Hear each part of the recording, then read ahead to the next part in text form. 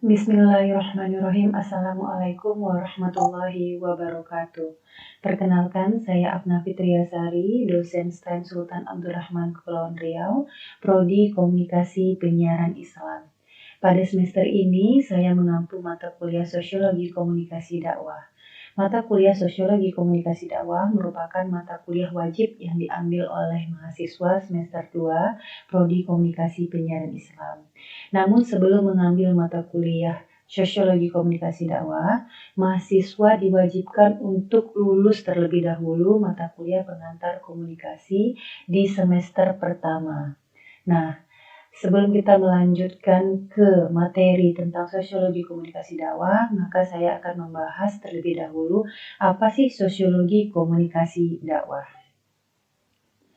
Sosiologi Komunikasi Dakwah memiliki 3 suku kata.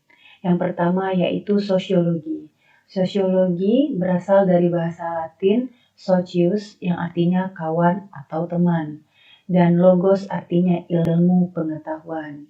Jadi secara garis besar, sosiologi merupakan bidang ilmu kajian sosial yang mempelajari kemasyarakatan. Yang kedua yaitu komunikasi. Komunikasi berasal dari bahasa Latin communicatio atau komunis yang artinya sama atau sama makna. Kenapa dikatakan sama makna? Karena komunikasi itu bersifat informatif, di mana harus memiliki kesamaan makna antara komunikator dan komunikannya, kedua belah pihak, sehingga komunikasi yang terjadi dapat mencapai tujuan yang diinginkan. Yang ketiga yaitu dakwah. Dakwah itu berupa seruan, ajakan, doa pada kebaikan-kebaikan. Nah, dakwah itu merupakan bentuk dari komunikasi. Bentuk dari komunikasi baik itu secara lisan, tulisan, perbuatan, dan lain sebagainya. Komunikasi yang dimaksud di sini adalah komunikasi persuasif atau persuasio, yaitu membujuk masyarakat, membujuk individu, membujuk kelompok, atau mempengaruhi seseorang untuk melakukan kebaikan-kebaikan sesuai dengan syariat keagamaan, yaitu agama Islam yang sesuai dengan Al-Quran dan hadis. Ruang lingkup sosiologi komunikasi dakwah itu berupa individu, kelompok, lingkungan masyarakat, dan dunia yang membahas tentang interaksi dan komunikasi dalam penyampaian dan penerimaan pesan antara satu dengan yang lainnya. Nah, kita akan membahas lagi tentang objek kajian sosiologi komunikasi. Objek kajian sosiologi komunikasi dakwah yang pertama yaitu telematika dan realitas.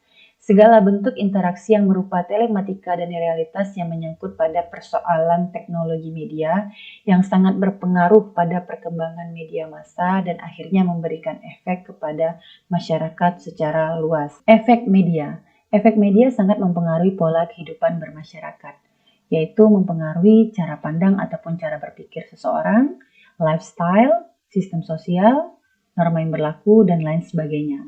Efek media ini ada yang berupa negatif dan ada yang berupa positif. Contoh dari efek media yang negatif yaitu pada saat sekarang banyak sekali penyebaran pemberitaan hoax di media sosial masyarakat, di mana masyarakat dengan mudah menyebarkan pemberitaan hoax tanpa memvalidasi kebenaran pemberitaan tersebut.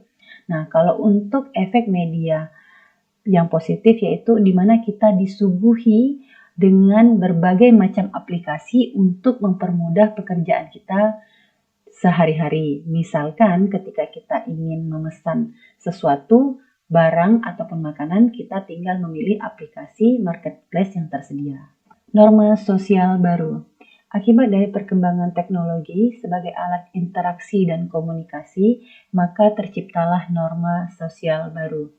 Contoh dari norma sosial baru yang sangat nyata terasa sama kita yaitu pada saat pandemi COVID-19 di tahun 2020 hingga tahun 2022, di mana masyarakat diwajibkan melakukan protokol kesehatan dan social distancing.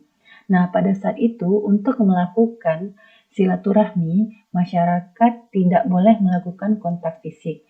Maka silaturahmi yang dilakukan pada saat itu dengan menggunakan alat media elektronik Contohnya seperti kita video call dengan keluarga dan sanak saudara, ataupun nge-zoom melakukan kegiatan-kegiatan yang bisa dilakukan dengan jarak jauh. Cyber community. Cyber community merupakan sekelompok masyarakat yang membuat komunitas dengan menggunakan jaringan internet.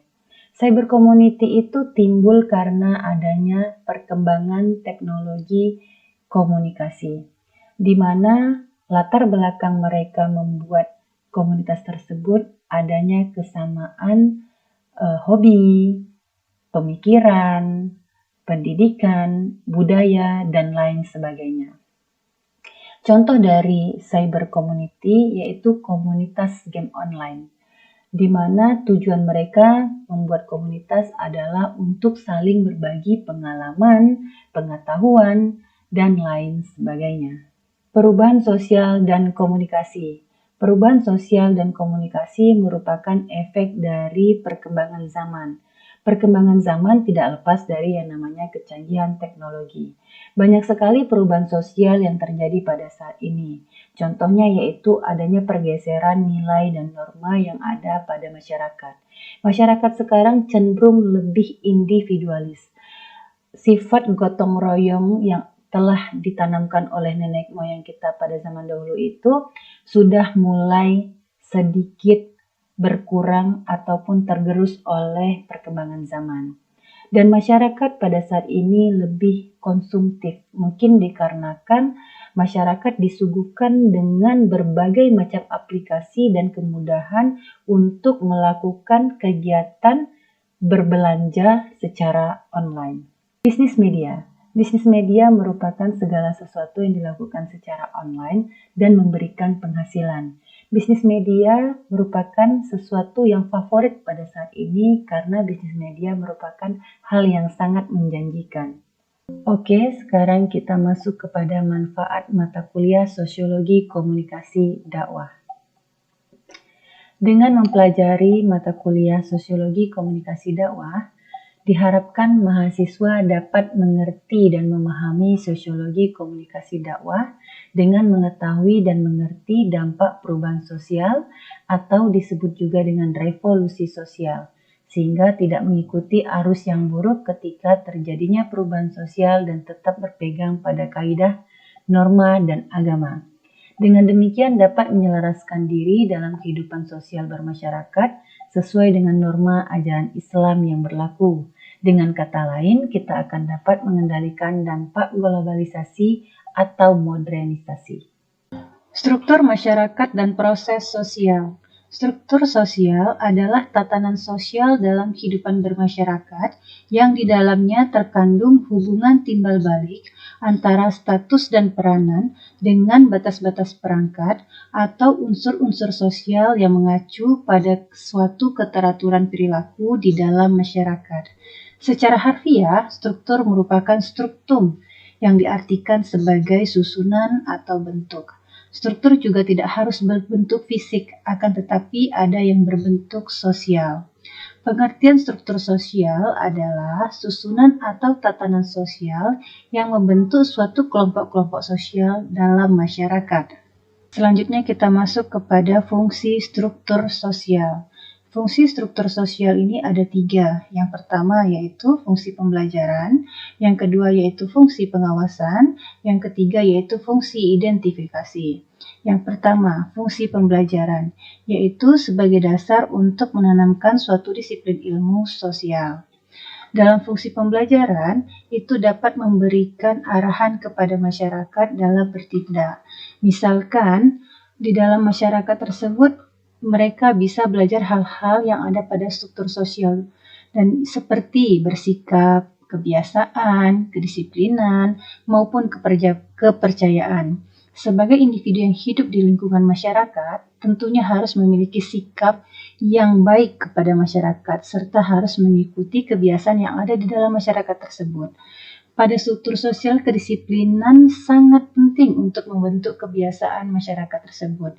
Jadi, fungsi pembelajaran di sini bagaimana masyarakat menciptakan hal-hal yang dapat menunjang keberadaan masyarakat tersebut di dalam sosialnya, seperti itu. Yang kedua yaitu fungsi pengawas sosial atau fungsi kontrol, yaitu sebagai pembatas agar setiap anggota masyarakat berperilaku sesuai dengan norma-norma dan nilai-nilai yang dianut oleh masyarakat tersebut.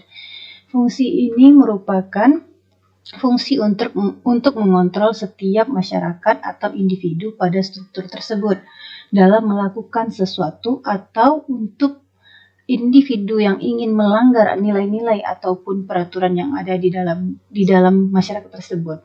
Jika suatu masyarakat mengingat status yang ada di dalam struktur sosial, maka kemungkinan dalam melanggar peraturan tersebut sangat kecil karena mereka mengingat status yang mereka sandang di dalam masyarakat tersebut.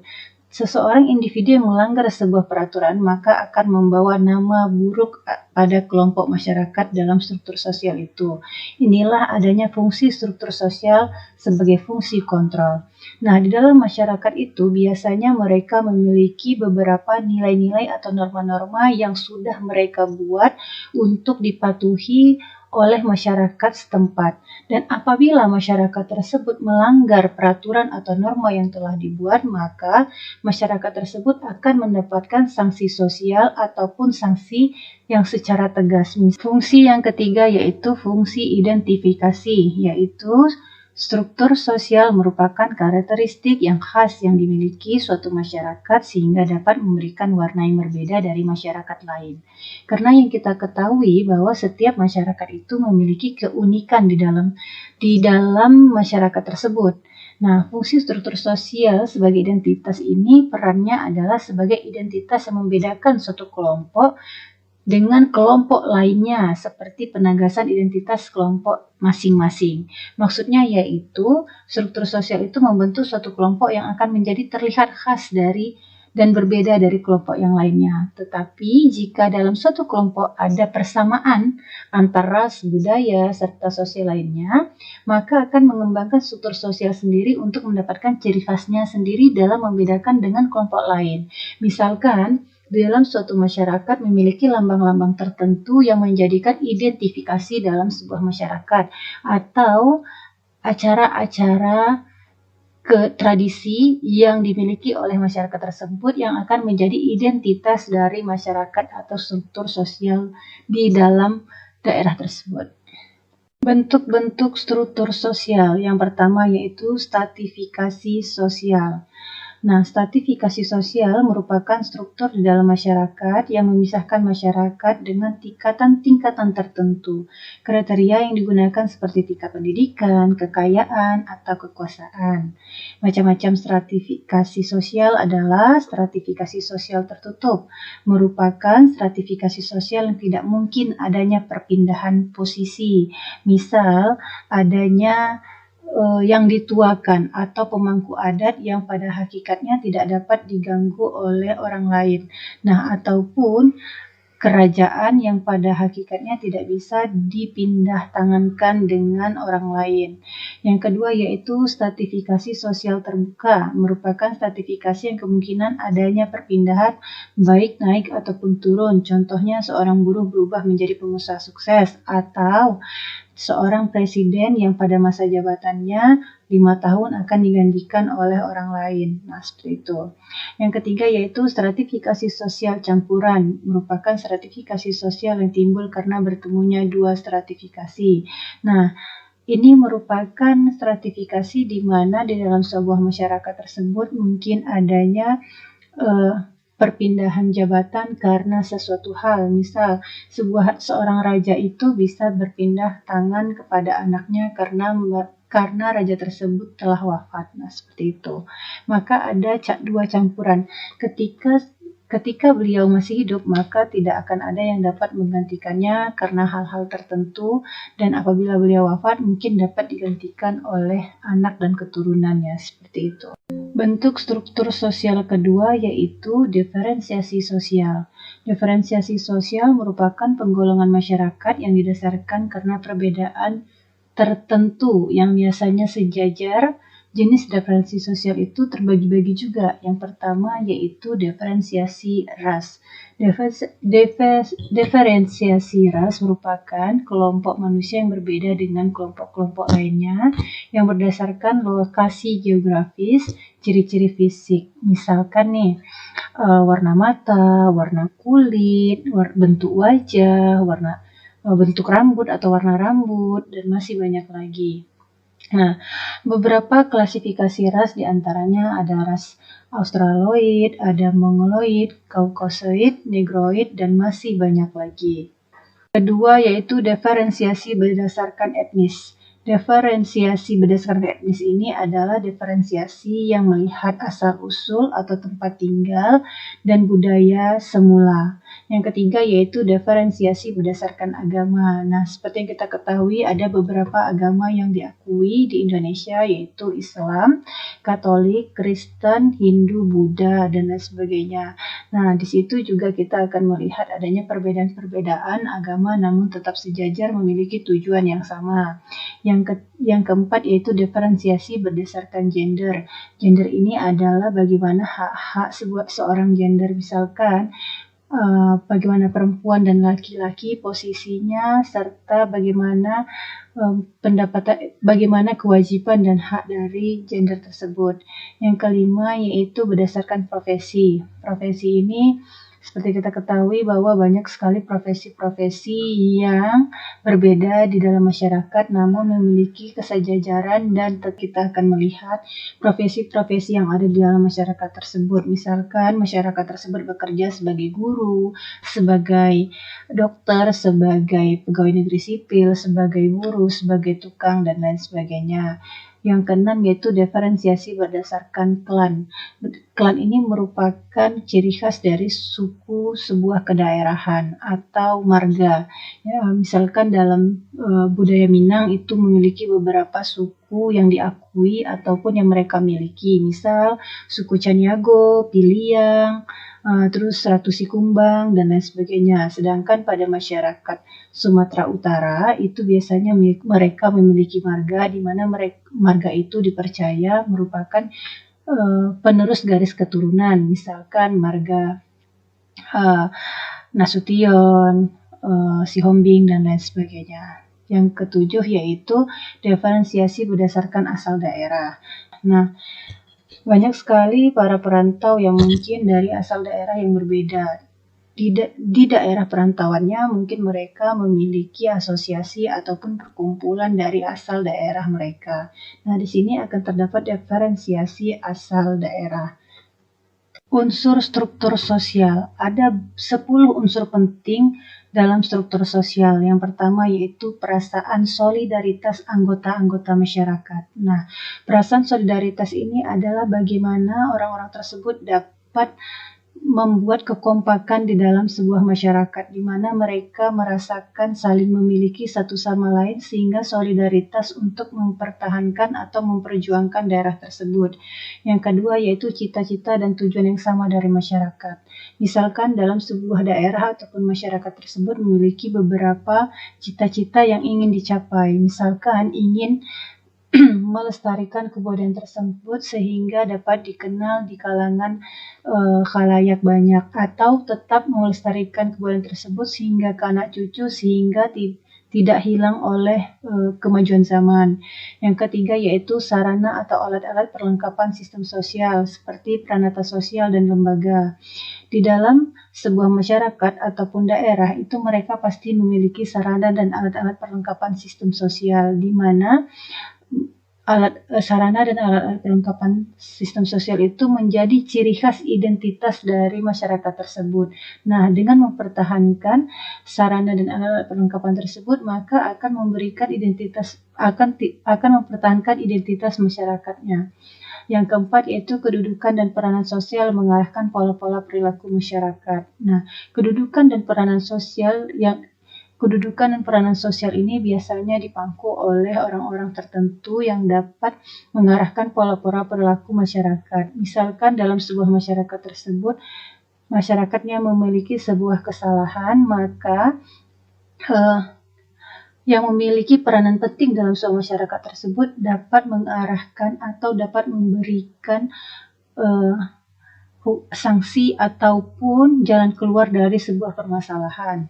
Yang kelima yaitu tingkatan dalam sistem sosial yang ditentukan oleh status dan peranan anggota masyarakat. Nah, tingkatan dalam sistem sosial itu ditentukan oleh status dan peranan dalam masyarakat. Nah, seperti gini.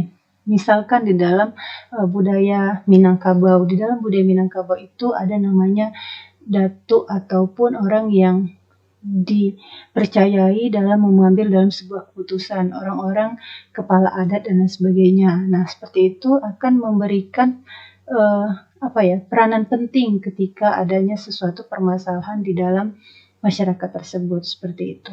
Ciri-ciri struktur sosial. Yang pertama yaitu bersifat abstrak, yang kedua yaitu terdapat dimensi vertikal dan horizontal, yang ketiga yaitu struktur sosial selalu berkembang dan dapat berubah, keempat yaitu sebagai landasan sebuah proses sosial suatu masyarakat, yang kelima yaitu mencakup seluruh hubungan sosial antara individu pada saat tertentu.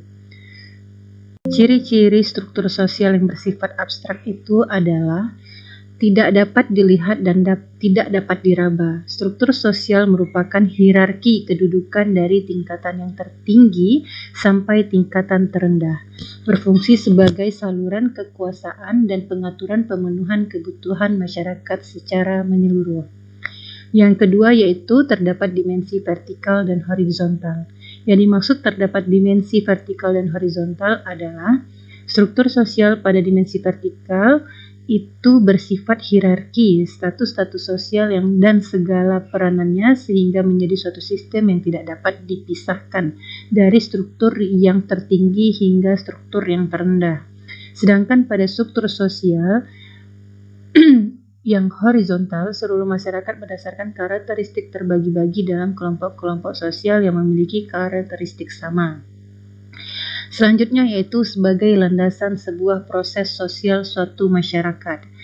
Sebagai landasan sebuah proses sosial suatu masyarakat, maka proses sosial yang terjadi dalam suatu struktur sosial terdapat cepat dan lambatnya proses itu sendiri sangat dipengaruhi oleh bagaimana bentuk struktur sosialnya. Selanjutnya merupakan bagian dari sistem pengaturan tata kelakuan dan pola hubungan atau hubungan sosial tadi. Struktur sosial yang dimiliki suatu masyarakat berfungsi untuk mengatur berbagai bentuk hubungan antar individu di dalam masyarakat, meliputi seluruh kebudayaan dan di dalam masyarakat yang mengacu kepada interaksi sosial yang pokok yang biasanya memberikan bentuk pada masyarakat. Realitas sosial yang bersifat statis dan mempunyai kerangka yang menciptakan suatu tatanan. Selanjutnya itu struktur sosial selalu berkembang dan dapat berubah.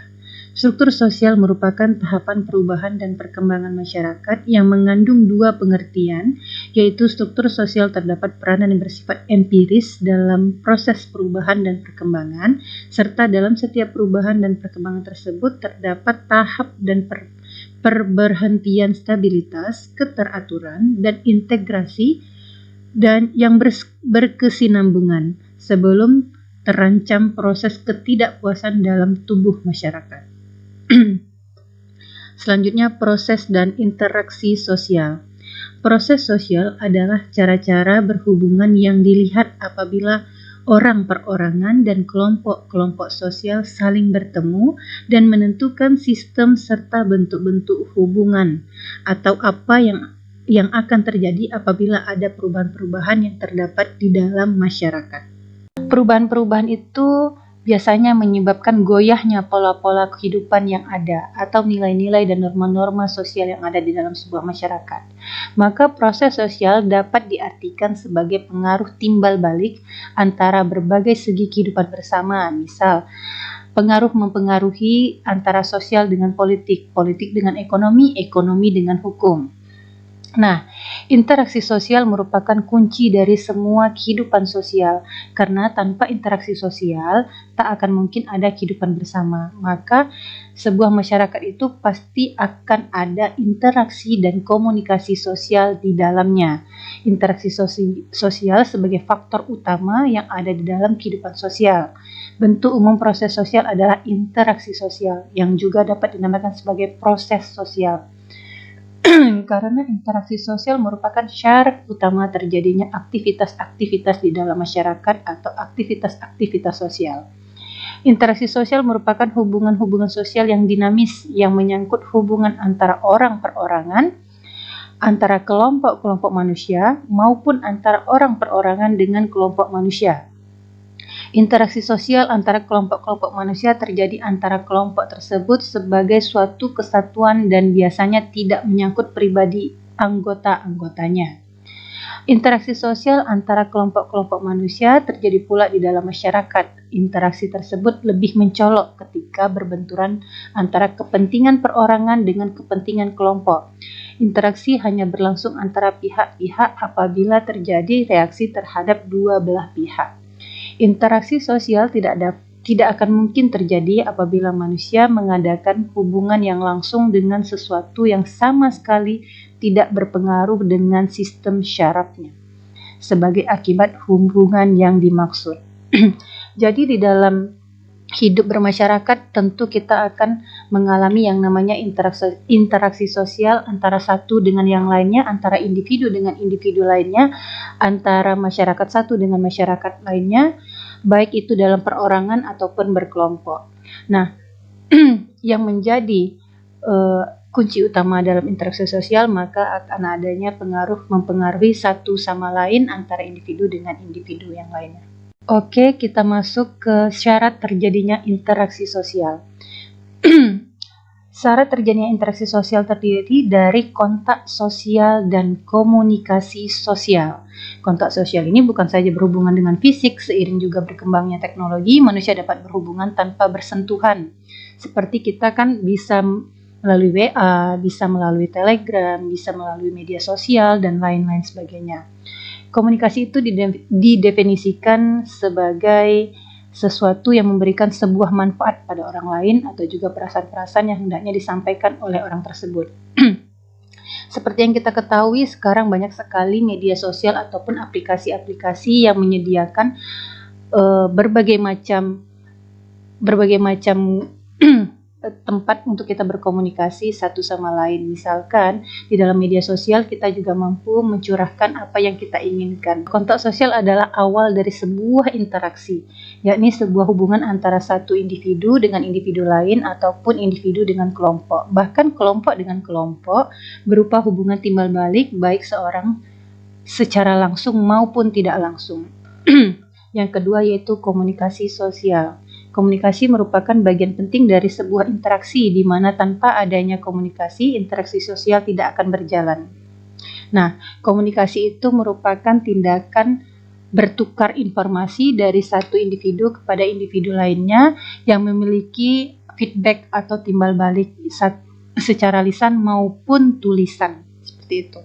Secara komunikasi itu dapat terjadi berupa simbol, berupa lambang, dan lain sebagainya. Karena pada inti dasarnya komunikasi itu bukan hanya secara lisan, namun juga dapat secara tulisan ataupun simbol-simbol tertentu. Karena komunikasi itu terbagi dua. Yang pertama yaitu komunikasi verbal, yaitu tulisan dan lisan. Yang kedua yaitu komunikasi verbal, di mana ditandai dengan lambang, dengan warna, dan lain sebagainya. Kita masuk kepada faktor terjadinya interaksi sosial.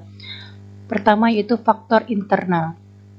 Seperti yang kita ketahui bahwa manusia itu adalah makhluk sosial, di mana manusia merupakan makhluk yang tidak bisa hidup sendiri.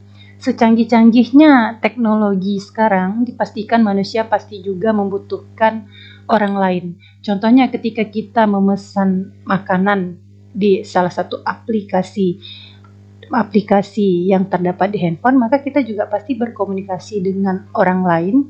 Nah, seperti itu. Yang kedua itu manusia memiliki banyak kekurangan. Tidak mungkin seorang manusia itu mampu menggapai ataupun menggarap semua kegiatan, pekerjaan, ataupun segala sesuatu yang ada di kehidupannya sendiri. Yang ketiga yaitu manusia terlahir berbeda-beda. Manusia mempunyai berbagai macam perbedaan, kelebihan, dan kekurangan. Nah, di satu sisi setiap manusia itu memiliki keahlian di bidangnya, seperti itu. Yang keempat, keinginan manusia untuk senantiasa berhubungan dengan orang lain. Pada hakikatnya manusia itu pasti memiliki rasa kasih sayang, rasa cinta, rasa ingin memiliki, dan lain sebagainya. Maka demikian manusia itu memiliki keinginan senantiasa berhubungan dengan orang lain. Terus manusia ingin berpasangan. Nah, ketika kita ingin memiliki pasangan, maka kita tidak akan mungkin tidak berkomunikasi dengan orang lain atau tidak berinteraksi dengan orang lain. Ada istilah jalur langit. Nah, kalau jalur langit itu tidak akan mungkin terjadi apabila kita tidak mengkomunikasikan rasa yang ada kepada orang lain, ataupun pada hakikatnya di dalam Islam juga bagaimana kita ta'aruf itu juga tiba-tiba ujuk-ujuk kita langsung bisa menikah dengan seseorang itu, tapi adanya komunikasi satu sama lain, mungkin dengan wali ataupun kerabat terdekat dan lain sebagainya, seperti itu. Keinginan melanjutkan kebutuhan yang harus dipenuhi. Banyak sekali kebutuhan manusia yang pada hakikatnya harus tidak bisa dilakukan sendiri. Faktor eksternal pertama yaitu imitasi. Imitasi sering disebut juga sebagai kegiatan meniru. Dalam hal ini, imitasi diartikan sebagai tindakan seseorang yang meniru segala sesuatu yang dilakukan oleh orang lain. Imitasi ini didorong oleh minat, perhatian, dan rasa kagum terhadap orang yang hendak ditiru. Nah, kalau untuk imitasi ini biasanya orang-orang yang mungkin mempunyai idola-idola yang diagungkan, misalkan artis ataupun seorang ilmuwan dan lain sebagainya. Yang kedua yaitu identifikasi. Identifikasi merupakan tindak lanjut dari imitasi. Jika imitasi ini hanya meniru, maka identifikasi ini lebih dari itu, yakni sampai kepada tahap ingin menjadi sama dengan orang lain, tidak hanya cara perilaku, sampai pada tahap kepribadian dan penjiwaan untuk menjadi sama dengan orang lain tersebut. Contohnya ketika ada orang yang suka dengan cara kepemimpinan orang lain, maka dia akan meniru cara kepemimpinan orang tersebut, bagaimana ia bersikap, bagaimana ia mengambil keputusan, dan lain sebagainya. Selanjutnya simpati. Simpati dapat diartikan sebagai sikap tertarik terhadap orang lain. Sikap ini didorong oleh berbagai kesamaan dalam diri seseorang, mulai dari cara berpikir, keyakinan, nilai yang dianut, dan lain sebagainya. Selanjutnya itu sugesti. Sugesti merupakan stimulus yang diberikan oleh seseorang kepada orang lain, membuat orang yang tersugesti tersebut meyakininya sebagai suatu hal yang harus dilakukan.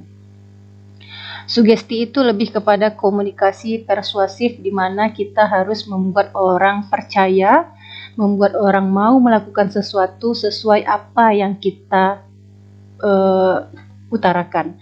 Nah, sugesti ini biasanya akan merubah perilaku seseorang seperti apa yang disampaikan. Selanjutnya motivasi. Motivasi merupakan suatu dorongan yang diberikan oleh orang terhadap orang lain yang menjadikan orang tersebut memiliki kemauan di dalam dirinya untuk melakukan satu hal tertentu. Motivasi ini kita tahu ada beberapa motivator handal yang pada dasarnya mereka memberikan motivasi kepada masyarakat untuk melakukan hal-hal yang mungkin memberikan ajaran positif seperti itu. Nah, motivasi ini juga bisa dilakukan oleh siapapun ketika ia menginginkan orang tersebut untuk mampu berjuang atau melakukan sesuatu menjadi lebih baik lagi. Yang selanjutnya itu empati. Empati merupakan sikap ketertarikan terhadap orang lain ataupun hal tertentu yang didasarkan pada perasaan yang bersifat emosional. Emosional di sini bukan berarti emosi atau kemarahan, tapi emosional ini adalah rasa yang ada timbul pada manusia, yaitu rasa kasih sayang, rasa cinta, rasa kasihan, rasa memiliki, dan lain sebagainya. Oke, untuk perkuliahan kita hari ini semoga dapat dimengerti dan dapat dipahami oleh semua mahasiswa. Apabila ada yang ditanyakan, silahkan memberikan komentar ataupun pertanyaan dengan di kolom komentar.